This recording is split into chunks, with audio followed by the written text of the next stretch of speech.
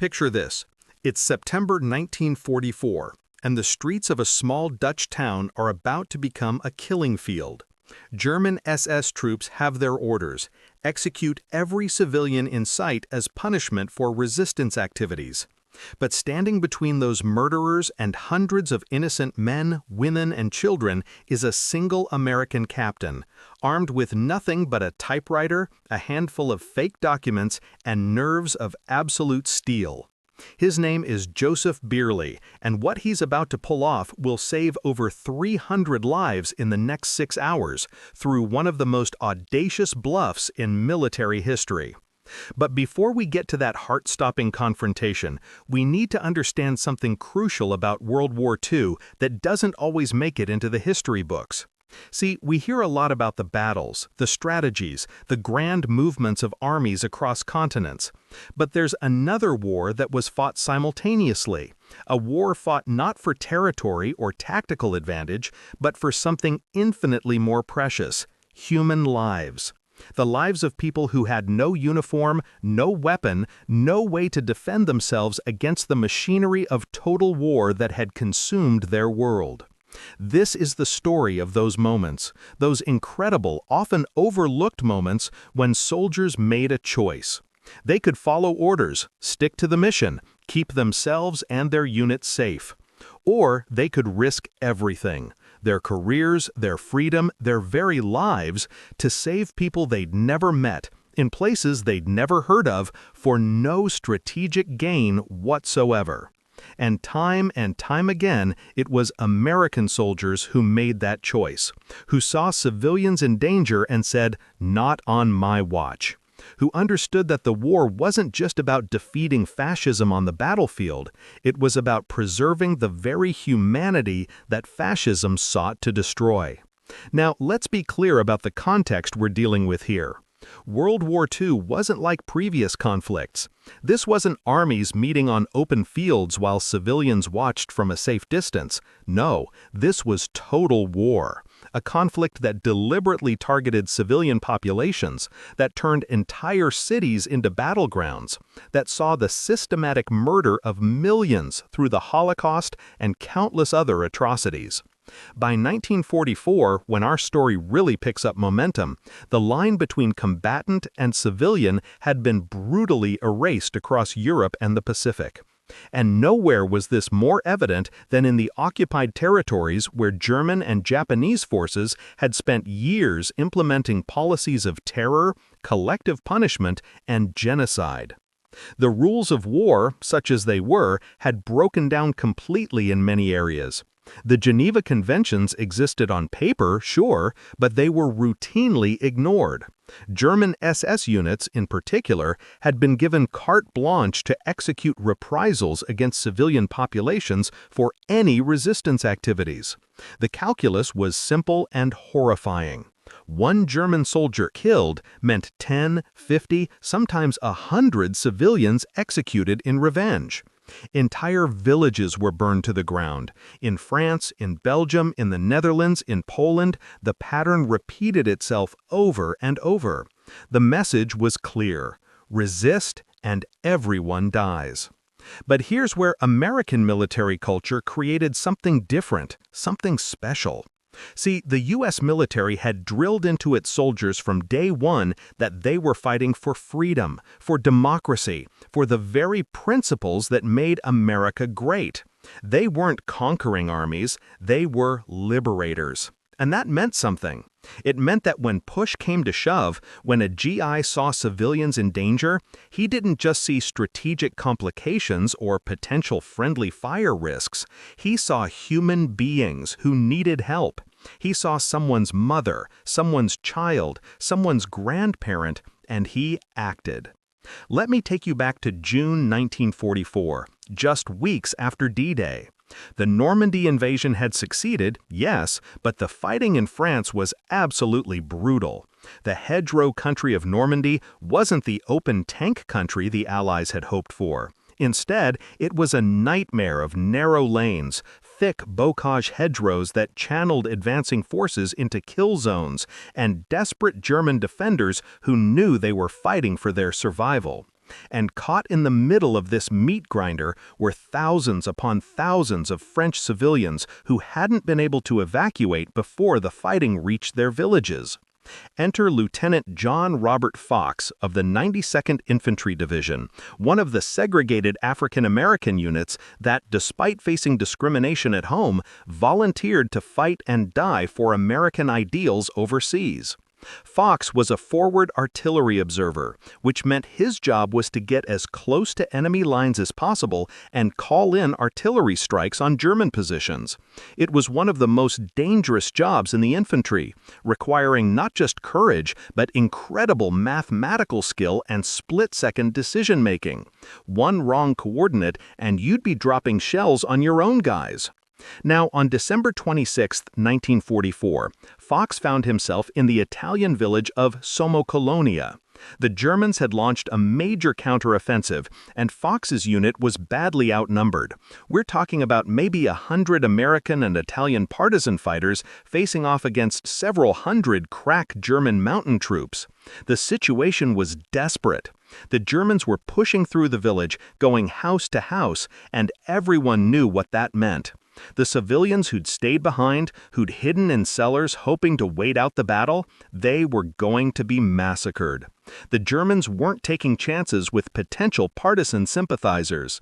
Fox was holed up in a stone house with a radio, watching German troops advance through the village streets below. He could see them moving systematically, throwing grenades into basements, shooting anyone who emerged. He could hear the screaming. And he knew that in the houses all around him, terrified Italian families were huddled in the dark, praying for a miracle. Fox called for artillery support, directing shells onto the German advance. But there were too many of them. They kept coming, kept pushing closer. His fellow soldiers were falling back, and Fox knew that once they withdrew completely, every civilian left in the village would be killed. The Germans would assume they'd been helping the Americans, and they wouldn't be wrong. The Italian partisans had been invaluable allies.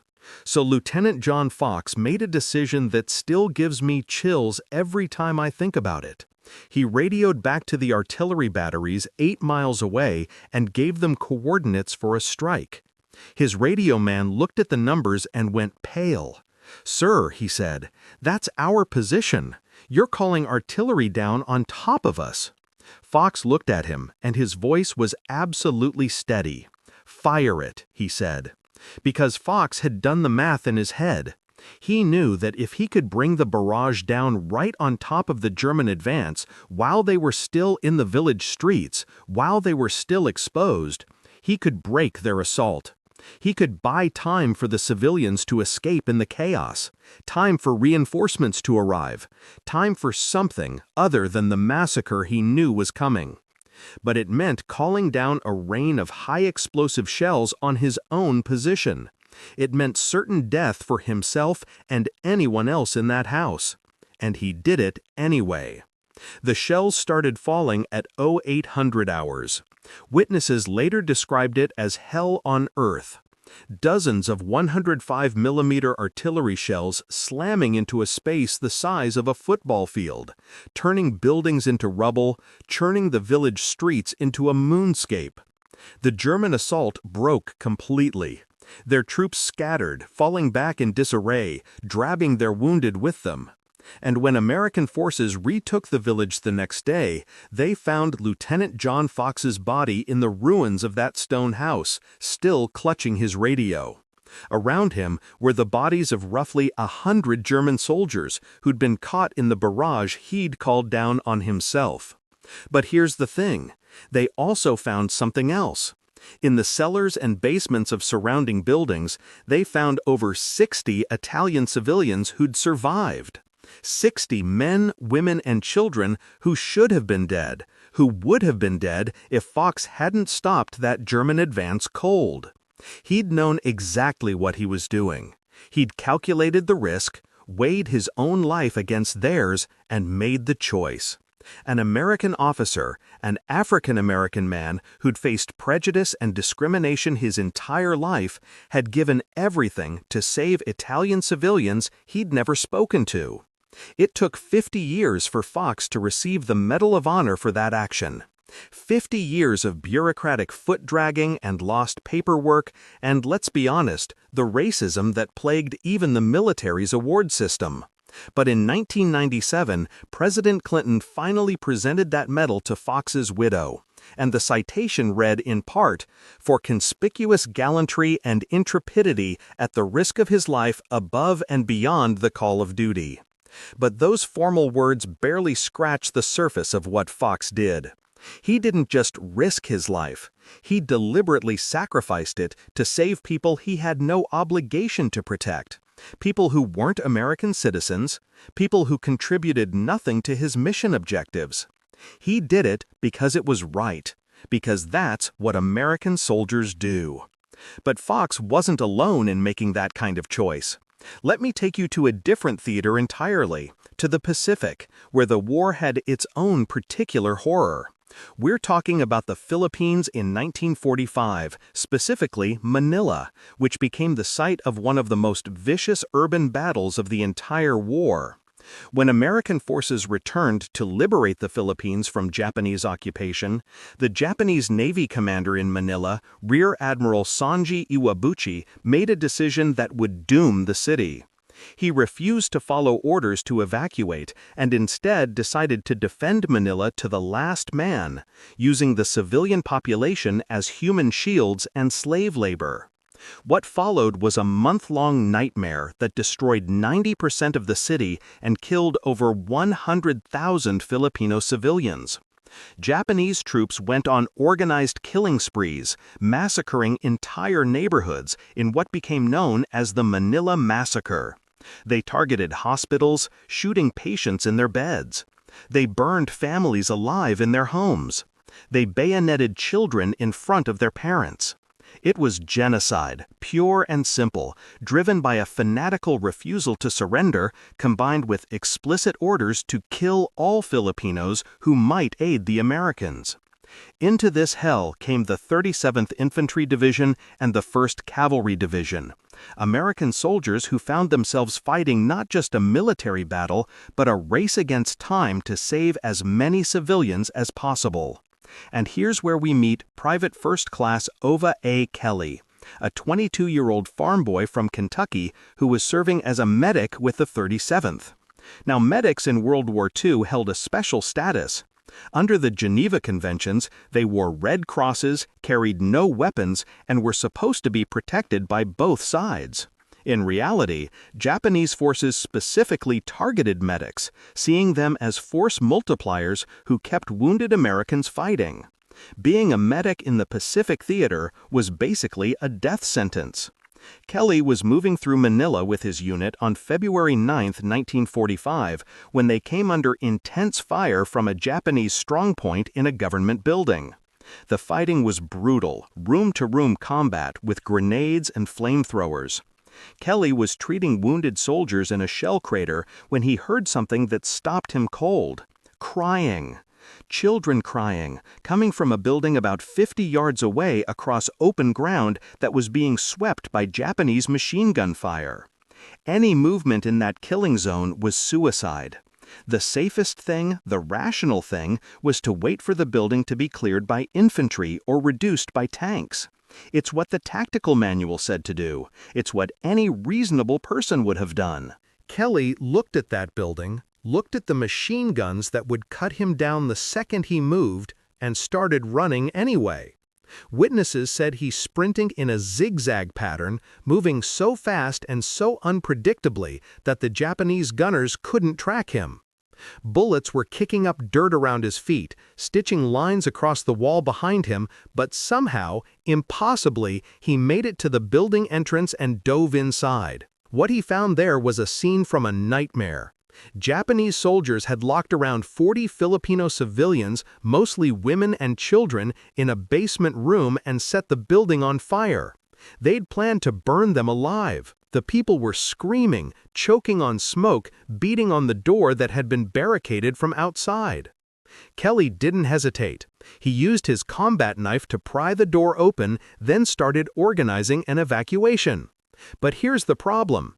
He'd made it across that killing zone through speed and luck, but these were civilians, many of them elderly or children, some wounded.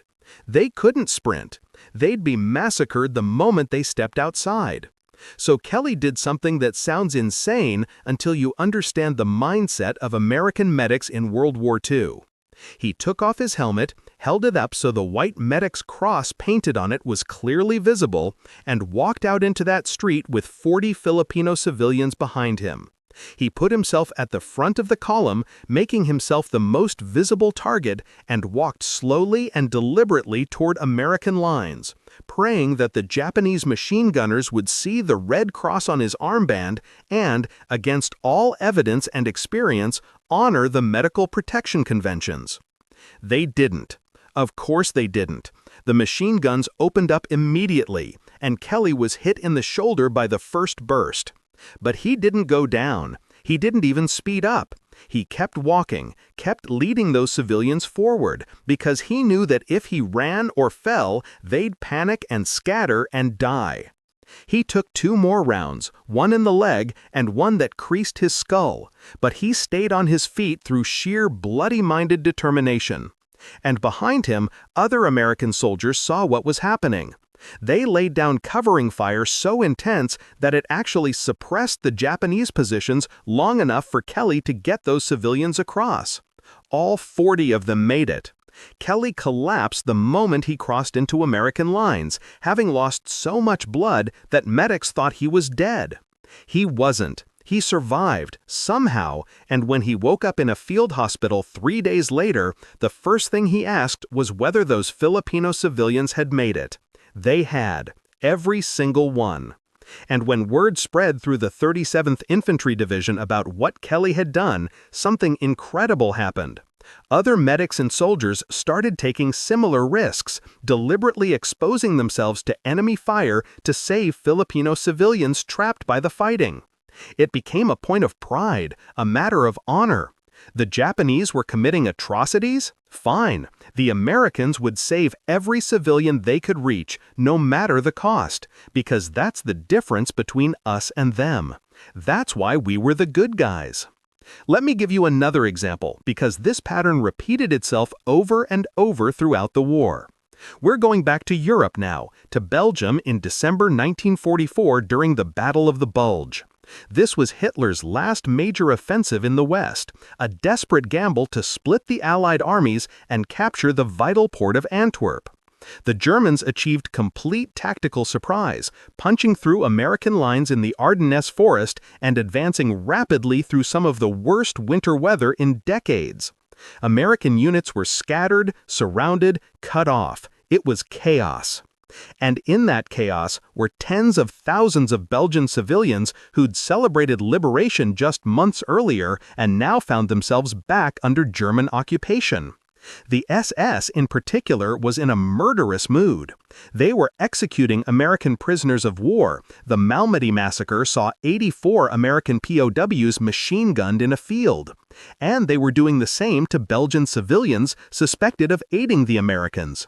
Anyone who'd flown an American flag, anyone who'd shared food with GIs, anyone who'd celebrated too loudly when the Allies arrived, they were marked for death. In the village of Chinook, a small unit of American soldiers from the 11th Armored Division found themselves defending against a German counterattack when they discovered something that changed everything. In a barn on the edge of town, they found the bodies of 19 Belgian civilians, men, women, and children who'd been executed by SS troops earlier that day. They'd been lined up and shot in the back of the head, one by one, while forced to watch each other die. The youngest was 6 years old. The oldest was 73. Their crime? Hiding American paratroopers who'd been dropped behind enemy lines. The American soldiers who found those bodies were from all over the United States. There was a kid from Texas, a guy from Brooklyn, a farmer from Iowa. None of them had ever been to Belgium before the war. They had no personal connection to these people. But when they saw those bodies, something hardened inside them. The platoon sergeant, a man named John Faig, gathered his soldiers and made a vow that I think encapsulates everything special about the American fighting man in World War II. He said, "Every civilian we find from here to Berlin, we protect with our lives. Every single one.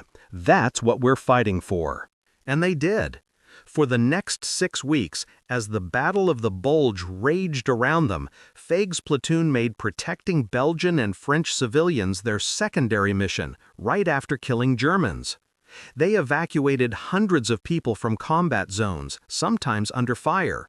They shared their rations with starving villagers even when they were on half rations themselves.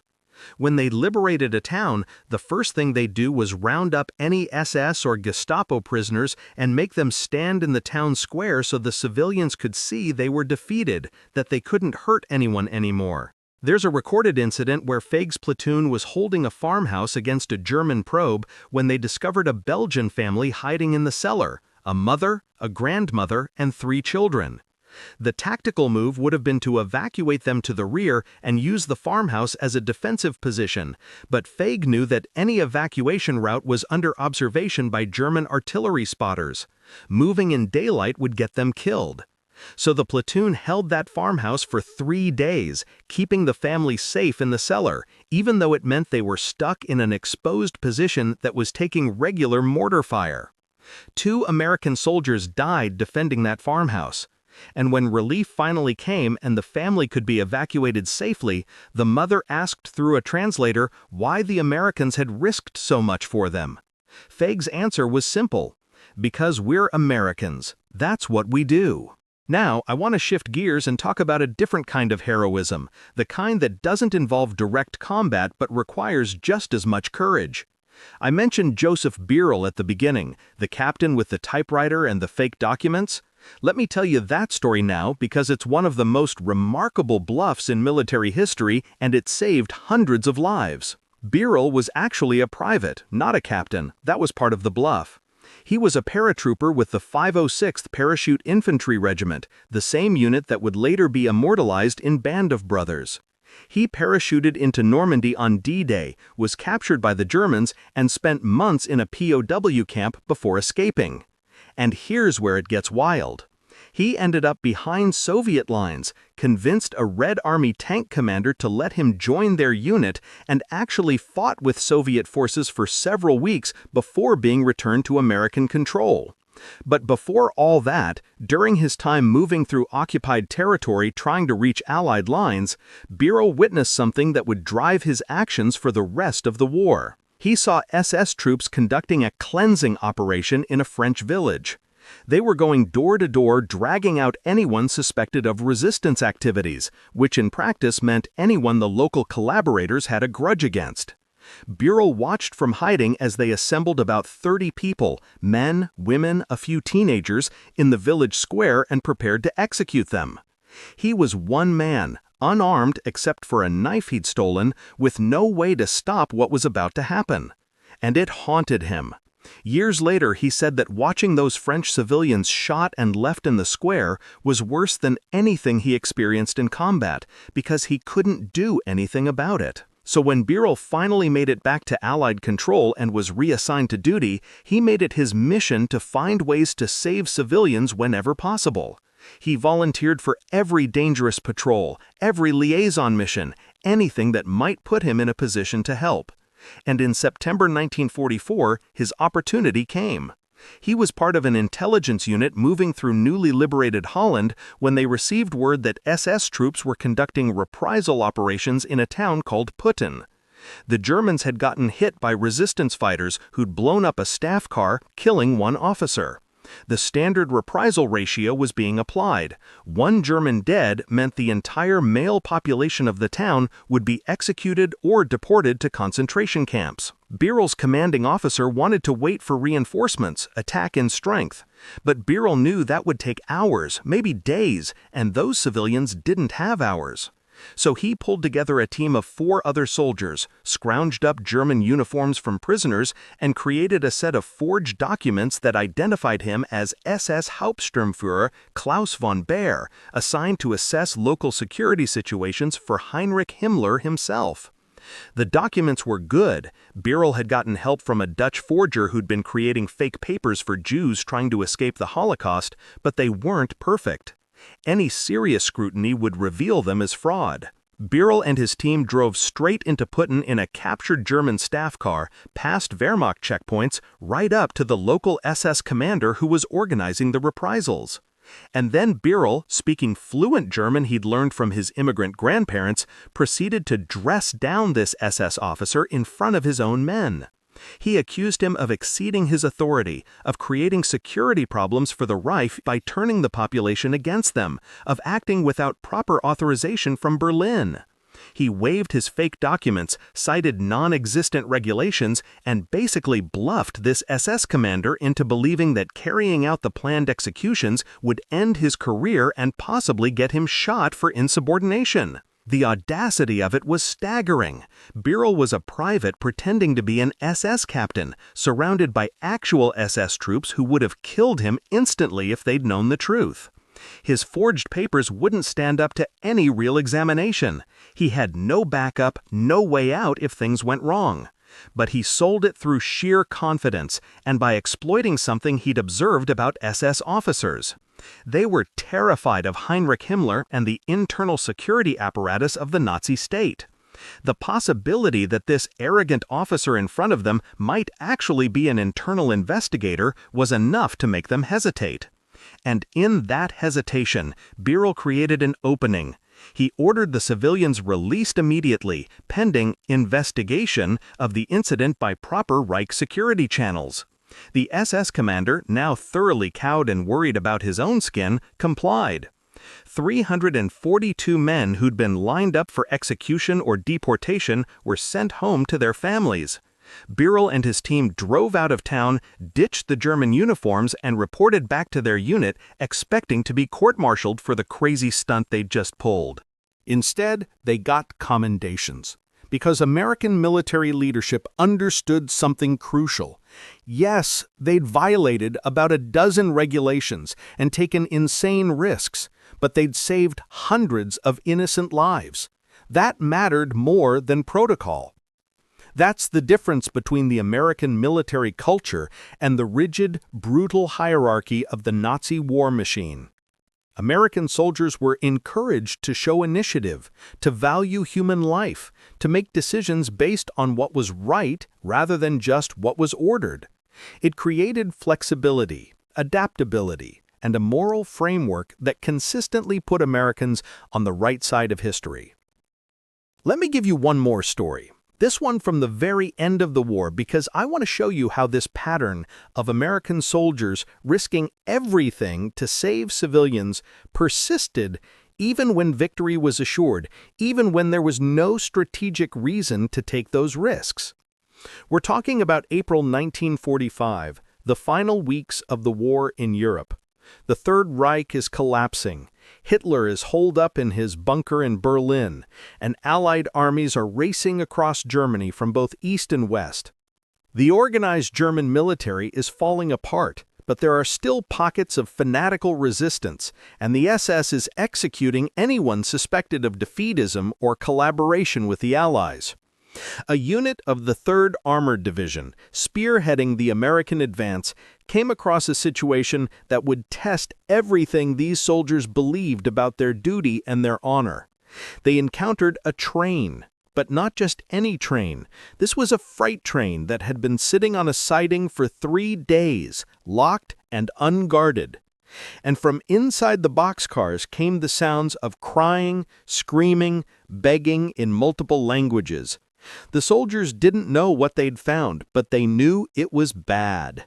They forced open the doors and discovered they'd stumbled onto a Holocaust transport.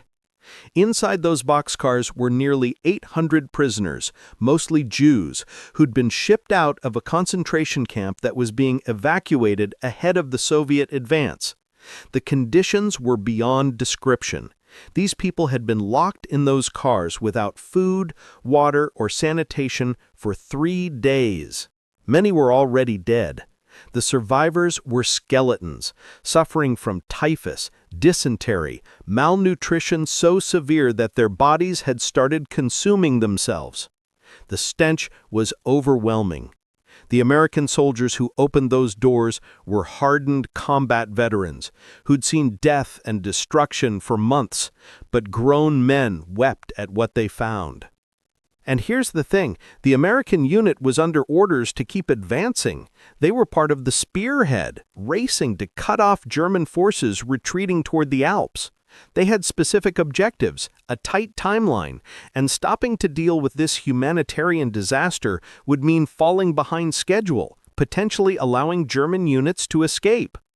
The tactical, militarily correct decision was to report the train's location, maybe leave behind a couple of medics, and keep moving. Let the follow-up units handle it. The American commander, a lieutenant colonel named George Miller, made a different choice. He halted his entire column, deployed his medics, and ordered his supply sergeants to break out every ration, every medical supply, every blanket they had. He radioed back to division headquarters, informed them that he was stopping to save these people, and made it clear that he didn't care if it cost him his command. The response from the division commander was immediate. "What do you need? I'm sending everything I've got." For the next 48 hours, this armored column, tanks, half-tracks, artillery pieces, became an emergency medical station. Soldiers who'd been trained to kill German soldiers were now gently lifting emaciated survivors out of those boxcars, giving them water 1 spoonful at a time because drinking too fast could kill them, burning their clothes to prevent the spread of typhus, and improvising stretchers from tank tarps. They set up a field hospital in a nearby barn and worked around the clock to save as many lives as possible. The medics were overwhelmed. These weren't combat wounds they knew how to treat. This was systematic starvation and disease. So the regular infantry started helping, following the medics' instructions, learning on the fly how to start IVs and dress wounds and provide basic nursing care. There's a recorded account from a 19-year-old tank driver from Mississippi who spent 2 days spoon-feeding a Polish rabbi who was too weak to feed himself. And when that rabbi started to recover, when he was strong enough to talk, the first thing he asked was, "Who are you?" And this tank driver said, "I'm an American soldier, sir. We're here to help you." Of nearly 800 prisoners on that train, Miller's unit saved over 600. That's 600 human beings who should have died in those boxcars, who were literally hours from death, who survived because American soldiers decided that human lives mattered more than military objectives. And then Miller finally reported to his division commander in person, expecting to be relieved of command for delaying the advance. The general shook his hand and told him he'd done exactly what American soldiers were supposed to do. Because that's the common thread running through all these stories. Lieutenant Fox calling artillery down on his own position, Private Kelly charging across a killing zone to save Filipino civilians, Sergeant Feig's platoon protecting Belgian refugees, Joseph Beerley's outrageous bluff to save Dutch villagers, Colonel Miller stopping his advance to save Holocaust survivors. These weren't isolated incidents. They weren't aberrations or lucky accidents. They were the natural result of American military culture, American values, and the kind of men who volunteered to fight for those values. These soldiers understood something that their Axis counterparts never grasped, that the war wasn't just about killing the enemy. It was about preserving civilization itself. It was about proving that democracy, freedom, and human dignity were worth fighting for. And that meant protecting the innocent, even at personal cost, even when it made no tactical sense, even when nobody would ever know what they'd done. The Germans and Japanese had been told they were fighting for racial superiority, for the glory of their nations, for ideologies that explicitly valued some human lives over others. American soldiers were fighting for the revolutionary idea that all people are created equal, that they're endowed by their creator with certain unalienable rights, and that those rights matter more than military efficiency or national interest. When push came to shove, when American soldiers had to choose between following orders and saving innocent lives, they chose humanity, every single time. And here's what really amazes me about these stories. Most of these soldiers never talked about what they did. Fox's sacrifice took 50 years to be properly recognized. Kelly never mentioned his actions in Manila until a Filipino survivor tracked him down decades later. Birrell's bluff in Putin only came to light when Dutch historians researched post-war records. These men didn't do what they did for glory or recognition. They did it because it was right, because they were Americans, because they'd been raised to believe that you help people who need help, end of story. The impact of these actions rippled out far beyond the immediate lives saved. Every civilian who survived because an American soldier risked his life became a living testament to what America represented. They told their children and grandchildren about the Americans who came to liberate them, who treated them with dignity and compassion, who saw them as human beings worth saving. That's how you win hearts and minds.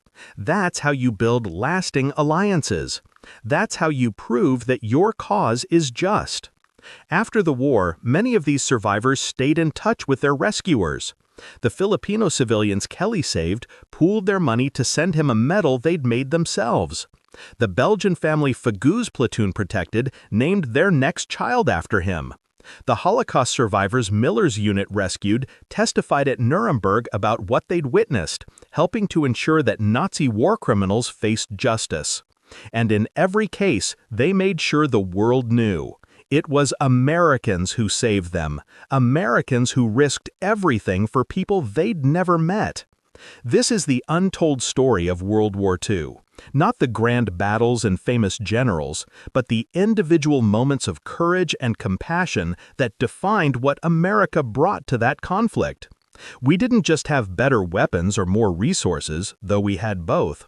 We had soldiers who fundamentally believed that every human life had value, that protecting the innocent was part of their duty, that being an American meant standing up for what was right even when it was hard.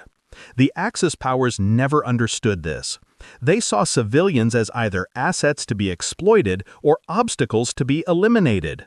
They couldn't comprehend soldiers who would delay military objectives to save enemy nationals. It was weakness to them, proof that democracy had made Americans soft.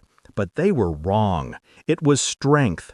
The strength that comes from fighting for something bigger than yourself, from knowing that your cause is just, from understanding that how you fight matters just as much as whether you win. And we did win. We won because American soldiers were better trained, better equipped, and better led than their enemies.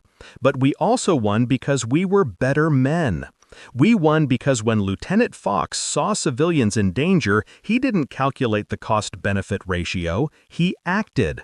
We won because when Private Kelly heard children crying in a burning building, he didn't wait for orders, he ran toward the danger. We won because when Colonel Miller found dying prisoners on a train, he didn't prioritize his mission objectives, he chose humanity. These stories matter now more than ever. In a world that often seems to have forgotten the lessons of World War II, that's drifting toward the same nationalist, authoritarian impulses that led to that catastrophic conflict, we need to remember what American soldiers fought for. Not just to defeat an enemy, but to protect the innocent. Not just to win battles, but to preserve human dignity. Not just to follow orders, but to do what's right. So the next time someone asks you what made the greatest generation great, tell them this. It wasn't just their victories on the battlefield. It was their courage in defending those who couldn't defend themselves. It was their willingness to sacrifice everything for people they'd never met. It was their absolute, unwavering belief that being an American meant standing up for the vulnerable no matter the cost. Lieutenant John Fox lies buried in Arlington National Cemetery now, his Medal of Honor finally awarded. Private Kelly survived the war and went home to Kentucky, where he never spoke about Manila until forced to by the people he'd saved. Sergeant Faig returned to civilian life and raised a family, teaching his children that you always help people who need help. Joseph Burrell became a diplomat, spending his career building bridges between nations.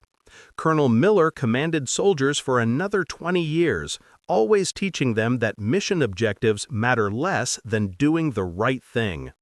And those civilians they saved? They lived. They raised families. They rebuilt their communities. They told their stories, and they never, ever forgot the Americans who gave them their lives back. That's the real victory of World War II, not just defeating fascism, but proving that democracy, compassion, and human dignity are worth fighting for, worth dying for, worth everything. If these stories of American heroism have moved you, if they've reminded you what our country stood for in its finest hour, then do me a favor, share this video. Make sure more people know about Lieutenant Fox, Private Kelly, Sergeant Faig, Joseph Burrell, Colonel Miller, and the thousands of other American soldiers who risked everything to save civilians in World War II. Subscribe to this channel for more untold stories of American courage and ingenuity in the greatest conflict in human history. Because these stories deserve to be remembered. These heroes deserve to be honored. And the values they fought for deserve to be preserved for future generations. Thank you for listening. And remember, freedom isn't free, but it's always worth the price.